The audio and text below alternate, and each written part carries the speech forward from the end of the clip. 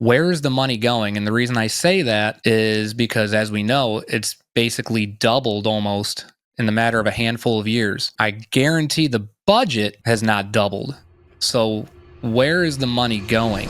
Home prices in Ohio have exploded. Back in the 1980s, the median home price was around $70,000. Today, it's around $276,000. And in many areas, it's easily $400,000 or more. Property taxes that used to be a few $100s a year are now $5,000, $6,000, $7,000 or more per year. In fact, the average Ohioan pays $3,500 per year in property taxes. That's the reality that homeowners like Eric are facing. He just bought a home here in Ohio, and this is not an expert interview. It's a real conversation with an ordinary homeowner that's living through this housing crisis. I think a lot of you are going to relate to what he has to say about affordability, property taxes, and home ownership compared to the past. Well, hey, Eric, how you doing today? Thanks for joining us on the Ohio Housing Nerd. Oh, thanks for having me. I, greatly appreciate you taking the time to have a normal person like myself to come on and,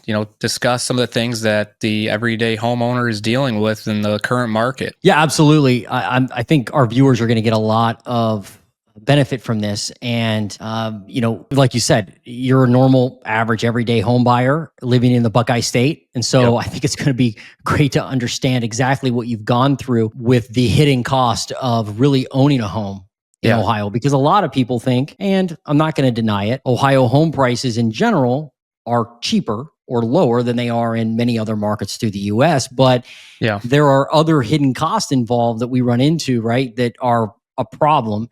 And I think that's going to, that's what we're going to really focus on today, I think. And it's easy for me to talk about these because I'm a realtor. And it's different, though, when it comes from somebody who's actually gone through it. Yeah. So let's start with your story from you owned a house originally, right? And now you bought another house. Take us through that and just a quick recap of your first home, what it cost, and how you transitioned into that new property. Okay. So back in 2014 was when my wife and I bought our first home. And at the time, it was just under $80,000. And for references, it was 1,250 square foot. It did have a full finished basement. But there was some things, because it was older. I believe it was 1970 was when it was built. It was either 69 or 70. But there was some things that, needed to get done, like typical houses do in general. But we, like I said, we bought it for 79. Then fast forward, we just recently sold back in, we closed. It was the end of May, and we ended up selling it for $210,000. And now, granted, we did do things that increased the value, such as we added on a 20 by, we'll call it maybe 15, 16 foot composite deck on the back. And we did basically did all the upgrades for the main utilities, like your furnace, water heater, new AC unit. We did new gutters, but in a nutshell, a lot of upgrades. But I was not anticipating selling it for what we did. I thought that I was being a little modest, just kind of comparing to what I was seeing. And I thought listing it for $175 was, in my mind, high enough, because like I said, I knew what we paid for it, but my mind couldn't comprehend what I could sell it for. The realtor, without going through all the details, kind of nudged me to list it at $185 because of the condition it was in, based off of what she was seeing. And so I just said, okay. And then we eventually ended up selling for $210 for various reasons. Again, don't want to take up too much time talking about it, but because of that, we were able to put in an offer on our current home, which we did. In my opinion, I already knew going in we were well overpaying. I knew this, even just paying for the listing price, which the listing price was $375, I thought was astronomical already. But I weighed out everything. And again, I'll try not to go too far into it, but you've known from our talk before, I pretty much was very analytical about it, crunched all the numbers on everything. And the biggest thing for us was we wanted to go to what we felt was a more quiet area, and having our baby now, that was the big driver for that reason. So that was why I was okay and we were okay with taking per se a financial hit by overpaying on the house, because we felt that there was going to be a point in time where the market was going to adjust and we would possibly be negative on the house for a little bit once that adjustment happens. But again, we don't plan on moving anytime soon, so hopefully this is our forever home, so we're not too worried about that. But yeah, that was the summarized, I guess, story of where we started to getting to the price point of where we got. And because of the equity in our old home was the driving force as to how we were able to get the house that we currently have. Okay. Yeah. So let's think about, maybe take the viewers through the fact that you, and if I understand you right, I'm guessing this, you wouldn't be able to buy the house you're in now at the 375 if you didn't have a house to sell to get you to that home. Correct? No, absolutely not. And we did not put 20% down. And the reason for that was we weren't originally trying to move. Everything kind of happened really quick. So about 6 or so months before we even decided to sell the house, we had just bought my wife a newer car because of the baby. We wanted a bigger car, blah, blah, blah. So we had a loan out, obviously, for that. And I knew I didn't want to have a car loan going into a new house. So we used what we had from the house to pay that off. So we only ended up putting, I believe it was 17 or 17.5% down on the newer house. But also we went $8,000 over asking price. So that kind of hindered us a bit as well, as far as how much we were putting down. But again, we knew what we were kind of going into, and I would rather pay the extra PMI versus paying the car payment on top of what the mortgage was going to be. So we knew, like I said, we knew going in kind of what the numbers were going to be and how we were going to have to use that money that we got from our old house going into this new one. Okay. Makes sense. So I don't know if you want to share this or not, what type of loan did you get on this new house? Was it conventional? Yeah, just a conventional loan. Nothing, obviously not a first time buyer loan or anything like that, or VA loan or anything like that, just standard loan. You mentioned being analytical. Yes. I want them to understand how you crunch the numbers. So maybe I'm jumping too far ahead. When you bought that new house, how did you crunch the numbers? What factors did you use, and how did you analyze the deal? So the reason why I went over, first and foremost, because I don't think I said this, but I went over because I knew going in we were going to have a contingency of we couldn't buy the house without selling ours first. So, me trying to play the other side of the fence, I was like, well, if somebody came to me trying to buy my house with a contingency of selling their home, and I had another offer that was just straight up, they're going to buy it, of course, chances are you're going to go with the person who has the straight up offer for whatever your asking price is. But if somebody comes in with a higher offer with that contingency, then maybe it butters them up a bit to be like, you know what, even though this person is giving me what I'm asking for, this person is willing to give me a little bit more, although there's a contingency on it, but I'll work with them if it seems like they're going to be able to sell their house pretty quick. And that's what was going on with our situation. Was my realtor let them know, like, hey, based off of what the market is, I see how their house is. Once it hits, it's probably going to sell really quick, which luckily for us, it did. We got multiple offers within the first weekend that we listed. So because of that, that was why I went over on the asking price, because I just knew that realistically, like if they have two identical ones, one has a contingency, one doesn't, they're probably going to go with the one that doesn't unless I sweeten the pot a little bit. But as far as the analytics outside of that, I was trying to factor in, I knew this was a bigger house. So I kind of just guesstimated as to how much higher my utilities were going to go up. I knew my water was pretty much going to be the same because we're going to still use the same amount of water. We're still showering the same, cleaning our clothes the same. Nothing like that's changing. But as far as heating and cooling, I knew that the AC unit was older than ours because the one that was at our old house, I just got put in a few years prior to us selling. So I knew it was more efficient than the one that was at this house because it was, I believe, 2007. So I looked at all the utilities, looked to see what kind, if any, repairs were going to need to be done. and how much I was going to have to set off the side for that. And then obviously the house insurance I knew was going to go up because we got basically not quite, but close to double the amount of house. So I figured that that was going to go up as well. So pretty much tried to look at every little thing that you pretty much pay for on a day-to-day or month-to-month basis and try to understand where we were going to be at. And of course, property tax was right at the top of the list because I knew where we were going to be moving to. We knew the property tax rate was not only higher, but of course, because of the house being as much as it was, we knew the property tax was going to be pretty high. And it was a little bit higher than what I originally projected for, but it was still manageable, but still very frustrating as a taxpayer knowing that you're paying that much. And without going into it too much, as we know, with everything continuously going up, and if stuff does not get reformed, I don't even want to know what I would be paying in property tax in the next 30 years when I'm trying to get ready to retire. We will dive into property taxes because that's a major part of these hidden costs. I mean, so you one of the things that stands out in your experience and what you're sharing is that you actually took the time to think about the utility costs down to the point at which you said, hey, I'm not going to use any more water. Right. That makes sense, right? Yeah. But it's going to cost you more to heat a bigger house. Right. Obviously. And you had repairs involved. I'm sure you had moving expenses. Yeah, those are all things, hidden cost of buying a home and owning a home in Ohio that you have to think of. And the other thing is like trees that have to be cut down when you move in, buying a lawnmower.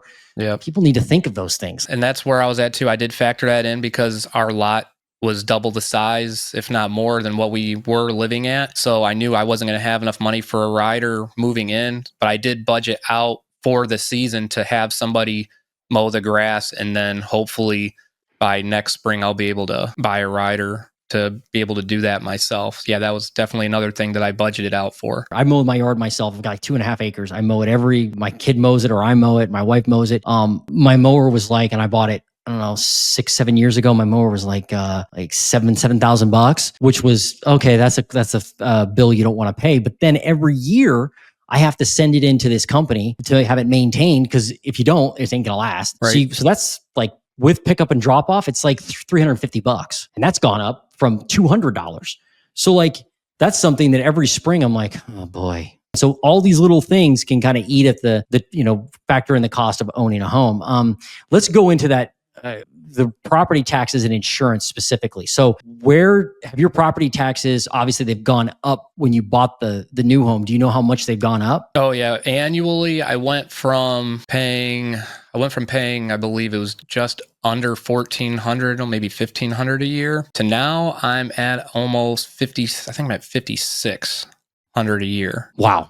Yeah. Big jump. Wow. Yeah. I mean, for the folks that may not know this, Ohio is has the 8th highest property tax in the country as far as rates go. Yeah. And like the median property tax bill in Ohio for a homeowner is around $4,000 approximately, $3,000 to $4,000 depending on where you live.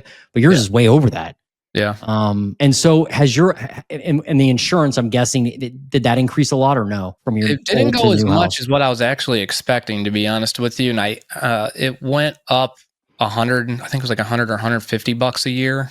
It wasn't as much as what I was expecting, for sure. When you think about the property taxes, have they gone up since you moved in? Not yet, of course. Yet. We'll wait till after January to see how that plays out. I know the one thing that is in the back of my mind, kind of piggybacking off of what I was saying, how I would probably temporarily lose equity in my home once the market adjusts. I figured the prices would go down. I'm curious if I were to call them and tell them, hey, since the value of my home's gone down, what about my property tax? Is that going to go down? Or are you guys going to keep raking me over the coals here? Yeah, that's like the $1 million question, right? With what's happening with property taxes. Like one of the problems is that if values go down, it's just like when they went up, right? It'll take a while for them to be reflected in the assessment. Yeah. But I think it'll be really interesting to see what the assessed value is, how it changes. If I knew that affordability was there for other people as well, I'm not greedy in that regard. I wouldn't mind losing a little bit knowing that prices adjust fairly for those that are trying to look and get a house, because I mean, it's not right that people feel that they can't even buy a home. Like, it's just ridiculous that we've even gotten to this point because of that. I mean, prices haven't caved for the most part in Ohio, but they're not going up to the degree that they were during the COVID years.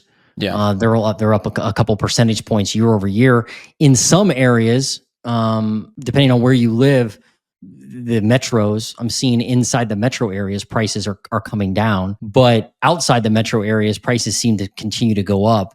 I assume that property taxes won't go down, even if values go down. I think there'll be something that occurs. Forget the abolishment thing. Like, if let's pretend we still have property taxes in 5 years in Ohio. Yeah. I think.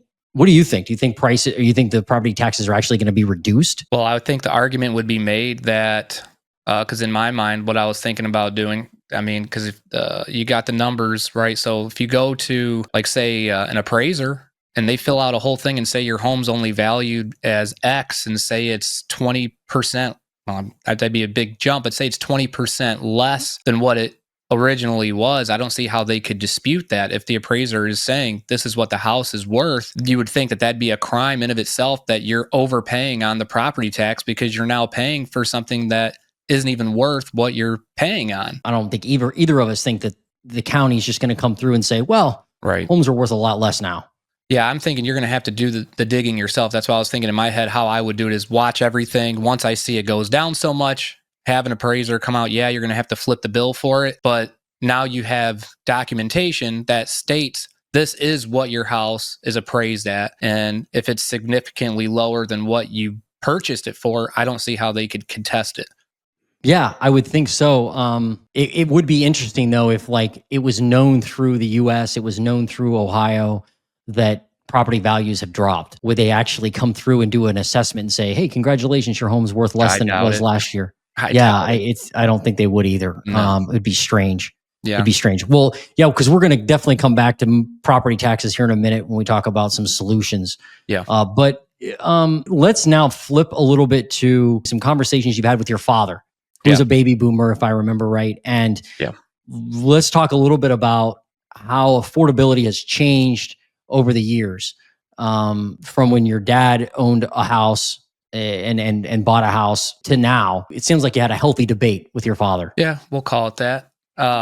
He's very stubborn. I mean, granted, I'm stubborn as well, and I know that's where I kind of get it from, but I'm a little more flexible than he is. But so the first thing I would start with, that I did not touch on with our previous conversation when we were talking about stuff, was what, and I'm not saying that skilled trades or anything like that should make less than what a supervisor does, and I'll get to that. So currently, my status is I am a supervisor at my current facility of our fabrication department, and my dad was a TIG welder. What he was making back in 1986 when I was born, if you adjust for inflation, he was making more back then than what I am currently now. And mind you, in 86, he was 26 years old. I am 39. So imagine going up to a baby boomer today saying, when they were at the age of 39, that some kid walking in at 26 years of age was going to be making more than them. And, I'm sure they would be like, well, that's just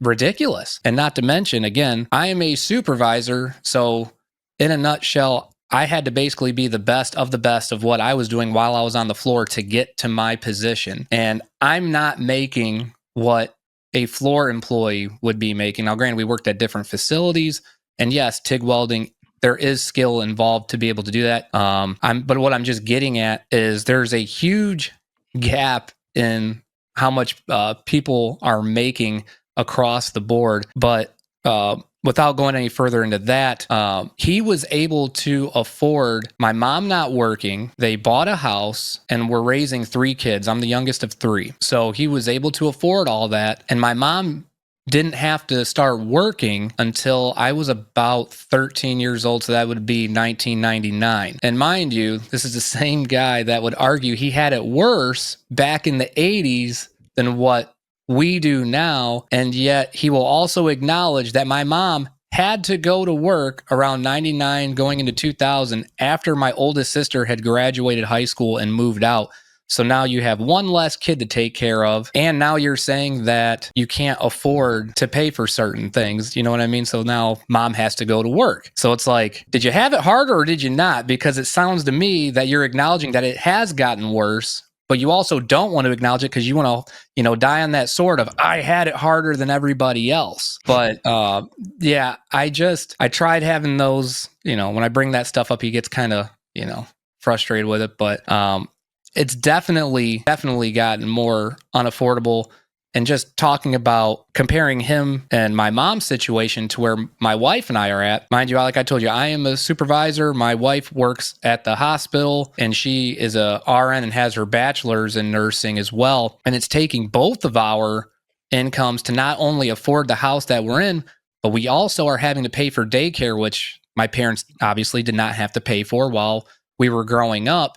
And like I said, my mom didn't have to go back to work till I was 13. So I was old enough to be self-sufficient if I was left at home. And that's a cost that my parents didn't have to incur while we were growing up that now most people do because affordability is just out the window on a lot of things. So it's now, it has to be a 2-income household. And even then, it's difficult for a lot of people. And luckily for us, that we're in a fortunate position to where we're able to live without having to, I guess, not saying that we don't stress, but we have, there's a lot of stressors that we don't have that I know a lot of people that I work with have to deal with on a day-to-day basis. Wow. Yeah, that's, I don't know if there's a better example there than wages not keeping up with inflation. Right. I mean, that's really what occurred. Yeah. So there are probably, you're sticking up for your father a little bit. There are probably areas of his life, maybe even financially, where it was more difficult for some reason to do something, whatever that is. Do you think could a factor of it be just that there are more things to buy now? Part of that. I think there's, one thing that's something that I touched on with him as well, that there's certain things that we now have that weren't available back then that are almost necessities at this point. Like I told him, like the internet, because how things are with kids with school, like, I can still remember, I'm still old enough to remember encyclopedias prior to the internet. And well, now the internet is your encyclopedia, right? Because everybody just goes, well, I'm going to Google whatever, right? So kids need it for school. Adults are going to need it now because, just for instance, it's insurance season. I had to do all my insurance stuff through an online portal at, through work. So you have to pay for that now. Most people don't have landlines anymore. Everybody's pretty much got a cell phone these days. And so you're paying not only for a cell phone bill, but whenever you get a new cell phone, you're having to pay for that as well. And of course, they don't make those things to last. So, you can get cheaper models and stuff like that, but just like anything else, you get a cheaper model. What are you expecting the long-term benefits going to be? You're probably going to replace it a lot sooner than you would if you paid whatever for a better model. But yes, there are other things that we incur now on a month-to-month basis that they might not have back then. And to our detriment, it is our own fault at the end of the day because we've kind of allowed it to happen. Yeah, like cell phone, internet, all that stuff. I also think just because of the way social media and I guess hidden costs are fed to us, we spend a lot more on subscriptions and things than we would have back in the day. I remember as I kind of entered the workforce, and I'm about 10 years older than you. Yeah. I think you're right. I think it's the days of the one person going to work and the kids staying home with the mom and them being able to afford a house and college and vacations and a car. Those days are gone. Oh, absolutely. They're we gone. Even did the numbers before we bought this house. My wife and I were considering her staying home for a few years with him before, until he was ready to go to school. And everything would have been so tight. Now, mind you, this was with us trying to not live, with the luxuries, just trying to do the bare minimum, really tighten up on everything. And I would have had to average minimum, I would have had to have averaged at least 5 to 10 hours of overtime every single week in order just to do that. And obviously, once you start relying on overtime, you can't do that because it's not always there. So I told her, I said, we can't. And so that's when we decided, okay, well, since we can't do that, I guess we're gonna just move and do what we got to do then. Yeah, and pay for daycare, which is like, I mean, I remember paying for daycare. It was like, I think I was paying like $1,700 a month or something. We pay where we're at now. We're paying $860 a month, but once a quarter because of how the weeks fall, it ends up being 1,000, like 1,040 or 1,050. Yeah, crazy. Yeah, crazy. It's going to go up. Yeah, it's only going to go up. I honestly, I don't know how single parents, because I know that there's single parents that go take their kids to daycare, and I'm sitting here thinking, I don't know how they afford it. Or people with multiple kids. Yeah, with multiple kids even. I'm sitting here going, because I know how much it would be for us to have if we were to have another child, because we've talked about it. And even with our current situation, I'm like, I don't know. I mean, we could probably afford it, but again, we would have to be living so tight, we wouldn't be able to even the thought of going on a vacation is just, it ain't there. It's not happening because of how much daycare would end up costing at that point. I guess the other thing to think about is retirement, right? Yeah. Or whatever you want to call it. Like putting your money away every month towards something in the future is daunting when you add all this together, and then you think about a house too and everything. And then you got all the repairs, right? The hidden cost of the repairs that you could experience. Like, oh no, there's a leak in my ceiling.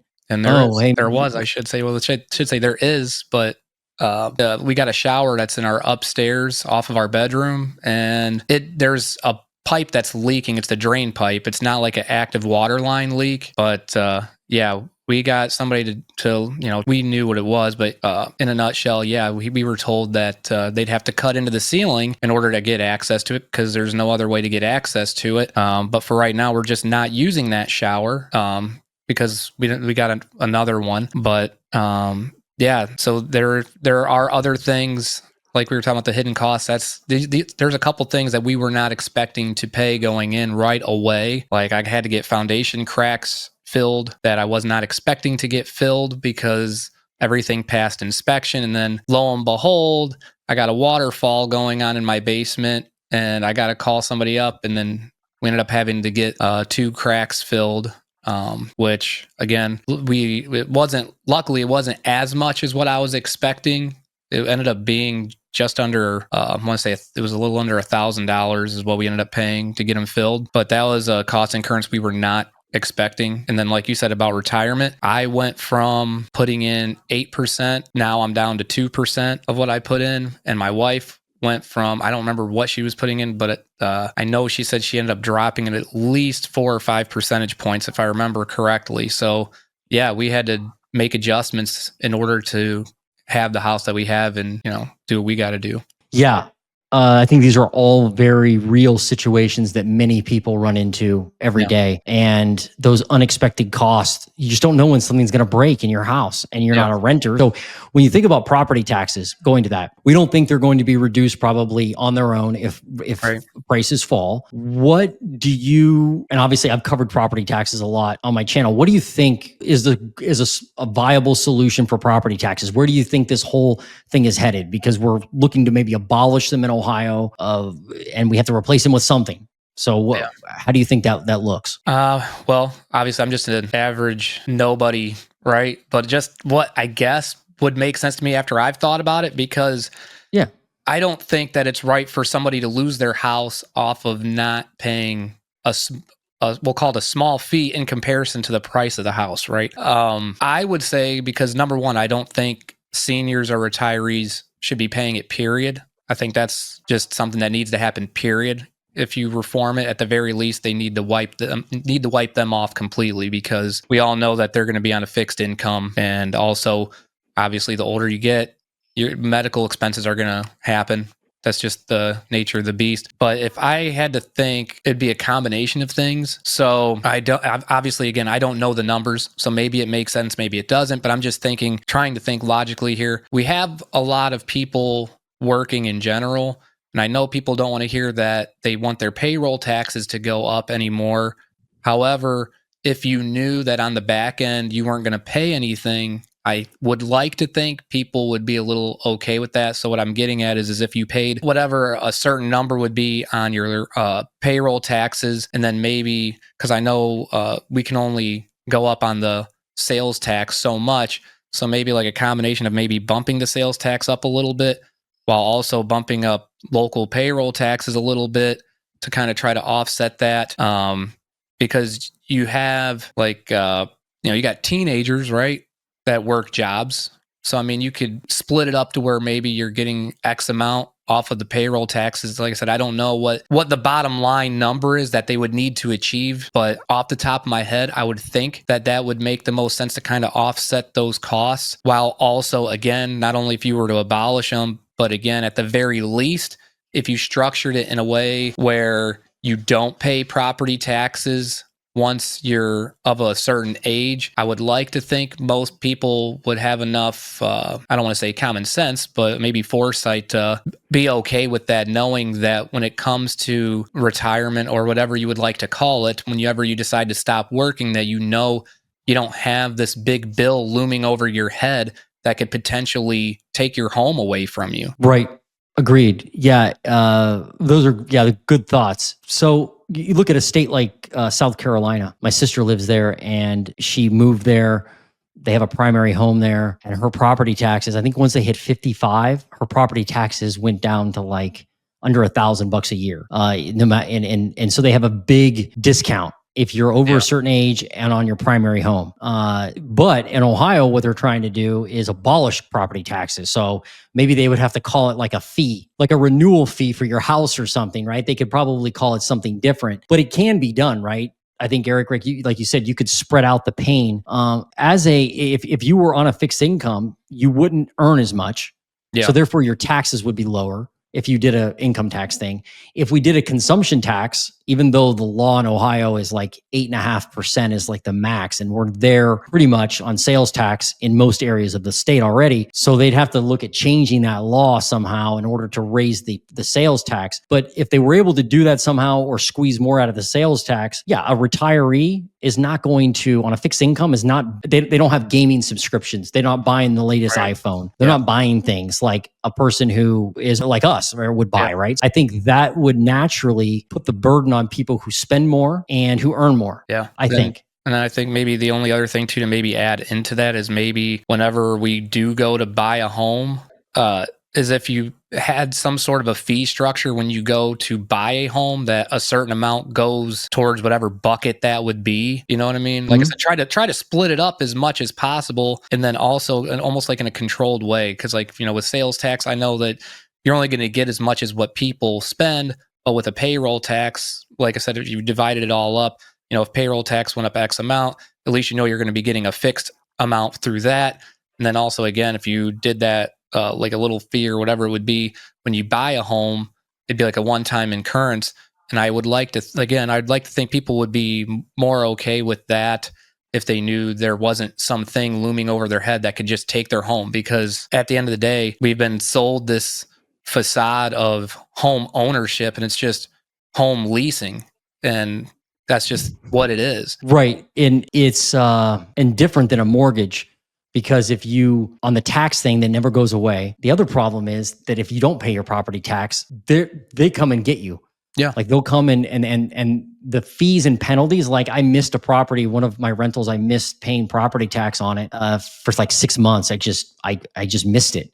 And I have a PO box and I hadn't checked it in a while. And it ended up like I had like more in fees than I did and penalties after 6 months of being delinquent than I did on the actual tax. And I was like, man, that was a crazy late fee. Yeah. And so they just come at you quick. I think the things that swirl around in my head first off are that you're being taxed on unrealized gain. Yes. That's like the biggest part that I'm like, what in the world? Like no person in their right mind would, at least in the US, would stand for their Bitcoin, the gold that they invested in, the S&P stock index they invested in, to be taxed on unrealized gain if they haven't sold it yet. Like no one would stand for that. In fact, that was a big problem during the election. They were like, oh, if so-and-so gets elected, it's going to be, unrealized gain tax. And a bunch of people were like crying. Well, that's what's happening right now, right? Yeah. and it's through no fault of anybody's. Like, you're not putting marble floors in your house in Ohio, but your property tax goes up because the value of your home went up because the market comes up in value. But you haven't gained anything from that. You haven't even done anything to it.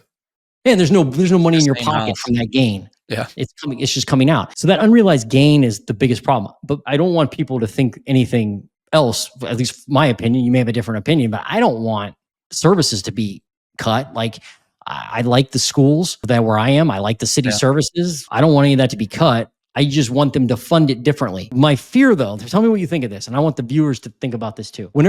I don't think there's really any change that'll take place necessarily. There'll be a change, but I don't think there's going to be relief. I think it's just going to be a different part of the balloon that's pressed out. In other words, it's just a compromise. So we may remove property tax, but you're going to have to pay more for your food at the grocery store, or your gas, or like you said, when you buy a house, there's a tax or a fee or something. When you register your car, maybe there's a fee. So it's going to come from somewhere. Yeah. My fear is that it's maybe more. Yeah. And that's the thing too, because like I said, I don't know the numbers. I don't know what the bottom line is as far as what they get through property tax. But there is a question that I would, because I'm not the type of person to do this, but I know there's people that are okay being outspoken in like local areas, like city government and stuff. I would challenge those who are brave enough to do this to ask them, where is the money going? And the reason I say that is because, as we know, it's basically doubled almost in the matter of a handful of years. I guarantee the budget has not doubled. So where is the money going? And we as the taxpayers have every right to know the transparency of where our money is going. If you're going to keep telling me, give me more, give me more, give me more, well then, buddy, you better be giving me a spreadsheet of where everything is going, because we all have the right to know that, especially when we know the consequences at this point of what happens if we don't give you the money. So given the fact that, again, prices on property taxes have gone up exponentially, I mean, I would like to know where all that extra money has been going. Good question, right? I think my overall take is that, and this is, maybe I'm just naive, I think the school districts, the city services in general have our best interest in mind. I do. I think at the end of the day, most people are good people. So I think the cost to operate the software in Licking County, where I live, I was told like $1 million. It's not, the state budget for property taxes, we collected like 22 to 24 billion a year in last year. So $1 million is just a drop in the bucket, but you multiply that by all the counties and there's a lot there.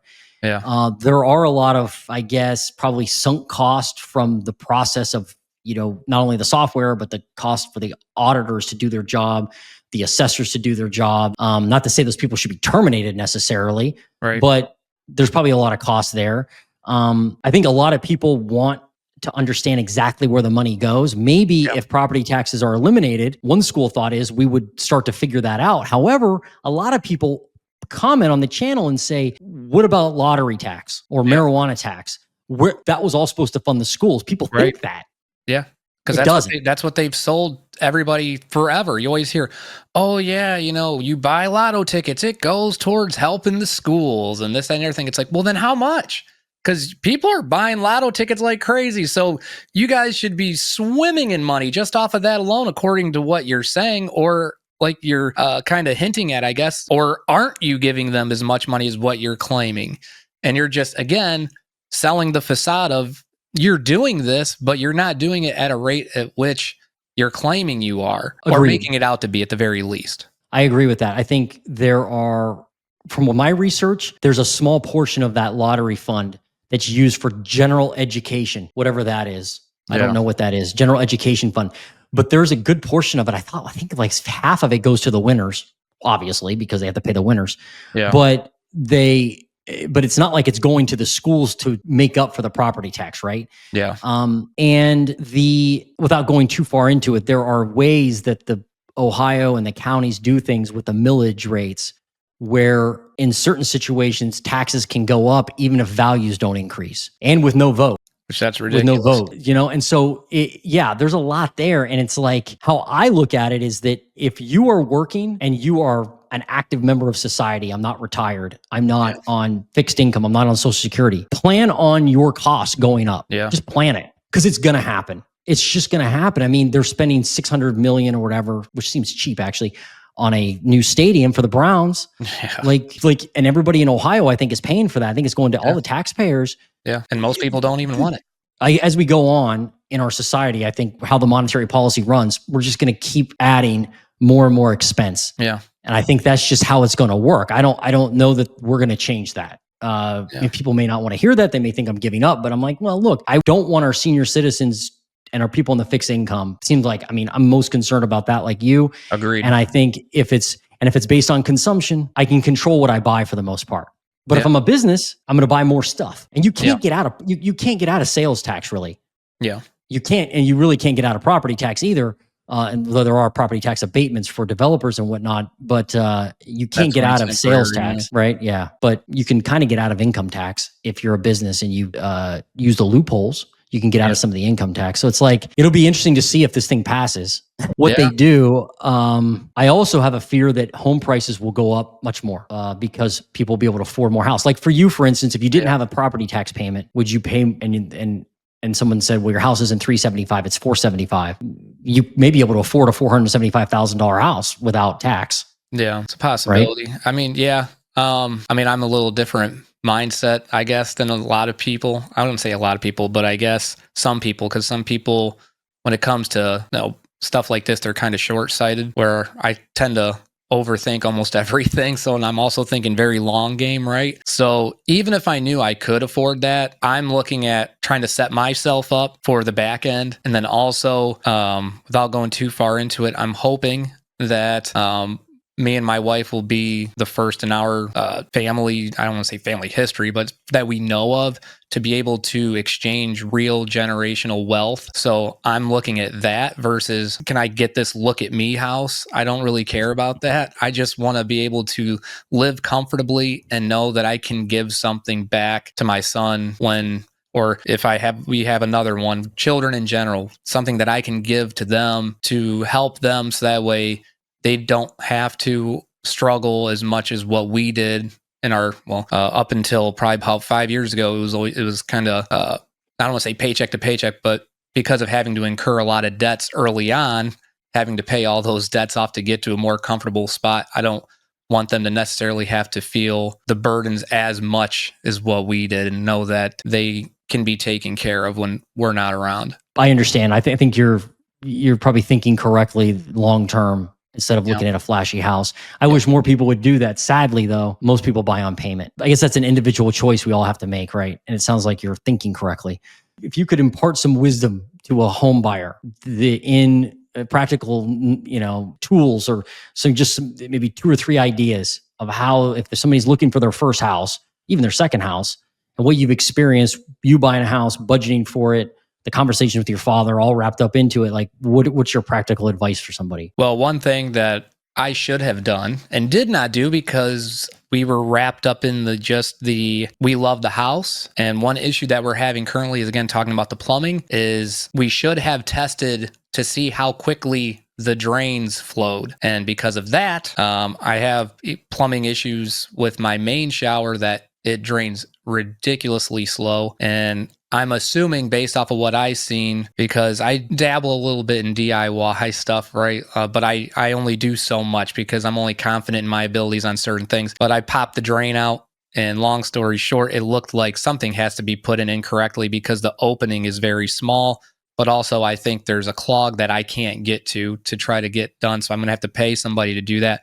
So I would say run the faucets, make sure that the drains are working properly. Also, obviously with us, we have everything is upstairs as far as the showers and stuff. So try to look at the ceilings, see if there's any water stains, stuff like that. And just also check to see how old everything is as far as your HVAC stuff. And if you know that it's older, then be prepared for a cost incurrence, maybe even sooner than you expect, but that stuff is not cheap. So take that stuff into consideration. Then also try to figure out how old the roof is. Like there are basically a lot of the big ticket items things. Just try to really be diligent on making sure that you're trying to, as much as you physically can, reduce any cost incurrence for at least the first few or 5 years that you're there, to try to build up a little bit of a nest egg or a rainy day fund for when something does need to get addressed. That would be my biggest thing is you have to keep yourself prepared for the unknown. And I know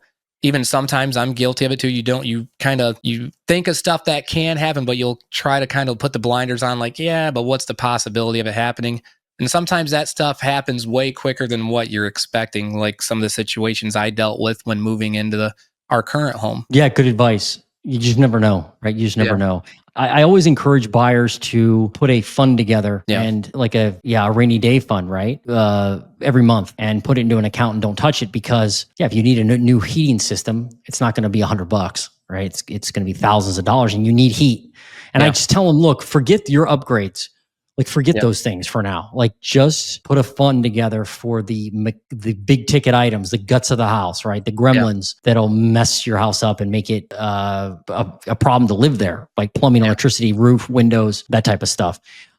So planning for the unexpected is good advice. What about the process, real quick, on finding a home? Any advice there at all, as far as what you went through and you're like, well, this didn't work, or anything you could have done differently, or tactics people could use in finding a home and going through that process? Well, I would say, just like with us, the reason why we said everything happened kind of quick was because we decided to pull the trigger on this house that we're currently in, because it was my own gut instinct, intuition, if you will. And we'd been monitoring the market, heck, for the past couple of years, just because we knew it was a possibility that we might move at some point in the future, maybe even before we were expecting, because we were expecting to move in 5 years, not now. But again, things happen, so prepare for the unexpected. But we were looking at stuff, and I just happened to notice that the supply of houses that, in my opinion, were good homes, not super flashy, not saying that our house isn't a nice house, because it is, but it's not the flashiest either. I would call what we live in now a true middle class home, not your first time home, like a starter home, but it's definitely an upgrade, and one that has minimal work that needs to get done, but nothing too crazy. And like I said, just basically a true middle class home, if you will, based off of price and square footage. But we noticed that those types of homes were drying up as far as being listed. And I was telling her, I was like, if we really want to consider buying something, we better make a decision sooner than later, because I'm not seeing anything getting added other than starter homes or really bad fixer-uppers